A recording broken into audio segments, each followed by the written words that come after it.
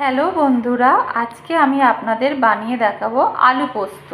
তো আলু পোস্ত করতে গেলে প্রথমে লাগবে আলু। আমি আলুগুলোকে এই ছোটো ছোটোভাবে কেটেছি। এখানে আমার 5খানা আলু আছে। এখানে নিয়ে নিয়েছি কাঁচা লঙ্কা। এখানে রয়েছে পোস্ত, আপনারা যে কোনো কোম্পানির পোস্ত ব্যবহার করতে পারেন। তার সাথে থাকবে নুন, লঙ্কার গুঁড়ো, হলুদ গুঁড়ো, পেঁয়াজ আর সর্ষের তেল। ঝালটা আপনারা দেখে দেবেন। কাঁচা লঙ্কা আমি যেহেতু এই কটা দিয়েছি, এবার ঝাল কতটা লাগবে, যদি বেশি একটু দরকার পড়ে তো তার জন্য একটু গুঁড়ো লঙ্কা ইউজ করবো। আর আপনারা যদি লাল লঙ্কা বা গুঁড়ো লঙ্কাটা যদি ইউজ না করতে চান, শুধুই কাঁচা লঙ্কা দিয়ে করতে চান, তো কাঁচা লঙ্কাটাই বেশি করে দেবেন। তাহলে সবার আগে প্রথমে আমি গ্যাসটা অন করে কড়াইটা গরম করতে দিয়ে দিলাম। এরপরে আমি সর্ষের তেল দেব। আমার কড়াইটা গরম হয়ে গেছে, এবার আমি সর্ষের তেল দেব। আপনাদের যতটা আলু আছে সেই হিসাবে আন্দাজ মতন দেবেন। আমার এখানে 5খানা আলু আছে যেহেতু, তো আমার ম্যাক্সিমাম 25 গ্রাম মতন তো তেল লাগবেই। তো আমার তেলটা ততক্ষণ গরম হয়ে যাক। দেখুন আমার তেলটা গরম হয়ে গেছে। এইবার আমি এখানে বড় বড় সাইজের 2টো পেঁয়াজ কেটে ভালো করে ধুয়ে নিয়েছি। এই পেঁয়াজটা এবার তেলের মধ্যে আমি দিয়ে দেব। দিয়ে এবার আমি একটু হালকাভাবে নাড়াচাড়া করে একটু ভেজে নিচ্ছি। আমার পেঁয়াজটা একটু হালকা নাড়াচাড়া করে নিয়েছি, 1 মিনিট মতন নাড়াচাড়া করে এইবার যে কাটা আলুটা রাখা রয়েছে, এই আলুটা এবার আমি সব এর মধ্যে দিয়ে দিলাম। দিয়ে আমি এবার ভালো করে পেঁয়াজের সাথে আলুটাকেও আমি ভাজা ভাজা করব। এর মধ্যে এবার আমি নুনটা অ্যাড করব।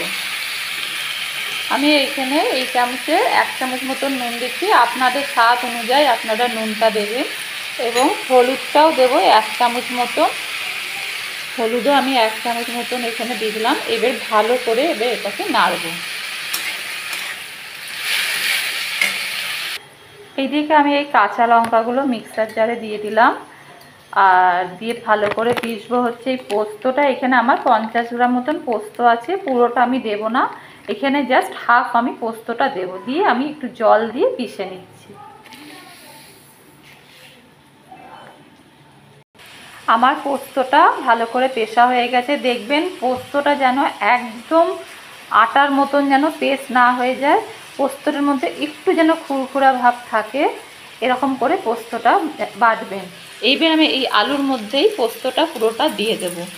দিয়ে আমি ভালো করে এবার নাড়াচাড়া করব, যাতে আলুগুলো যেন না ভেঙে যায়, এমনভাবে নাড়তে হবে। ভালো করে আলুটা দিয়ে কষিয়ে নিচ্ছি। পোস্তটা নাড়ার পরে মিক্সারের মধ্যে দেখবেন, মিক্সির বাটির মধ্যে তার পাশের চারিদিকে সব পোস্ত লেগে রয়েছে, একটু জল দিয়ে একটু নাড়িয়ে চাড়িয়ে পুরো ওইটা ঢেলে দেবেন। দিয়ে পুরো পরিষ্কার করে এবার ভালো করে জোর আছে ভালো করে কষাবেন। নাড়তে নাড়তে দেখবেন একদম আলুও সেদ্ধ হয়ে গেছে, আর পোস্তটা একদম ঝরঝরে হবে। এইভাবে আপনারা নাড়তে থাকবেন। আর আলুগুলো যেন দেখবেন যেন একদম কেটে কেটে না যায়, যেরকম রয়েছে গোটা গোটা সেরকম যেন আলু গোটা থাকবে, আর সেদ্ধ হওয়া চাই, একদম যেন শুকনো শুকনো হয় যাতে। এইভাবেই আপনাদের দাঁড়িয়ে থেকে নাড়তে হবে। দেখুন পোস্ত দিয়ে আলু দিয়ে আমি ভালো করে কষিয়ে নিয়েছি। এবার একটু আমার ঝাল লাগবে, ঝাল কাঁচা লঙ্কা দিয়েছি, তার থেকে হাফ চামচ মতন আমি একটু লঙ্কার গুঁড়ো অ্যাড করলাম। আপনাদের লাগলে দেবেন, না লাগলে দেবেন না। দিয়ে আমি একটু নাড়াচাড়া করব। দেখুন আলুগুলো কিন্তু আমার একদম ভাঙেনি।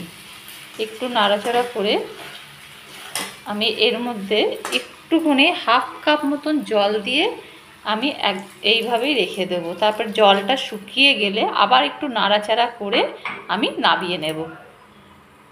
দেখুন তাহলে আমার একদম রেডি হয়ে গেছে আলু পোস্ত। দেখুন তেলটাও ছেড়ে ছেড়ে এসছে। এইভাবেই আপনারা শুকনো শুকনোভাবে করবেন। আমি এবার নামিয়ে ফেলবো।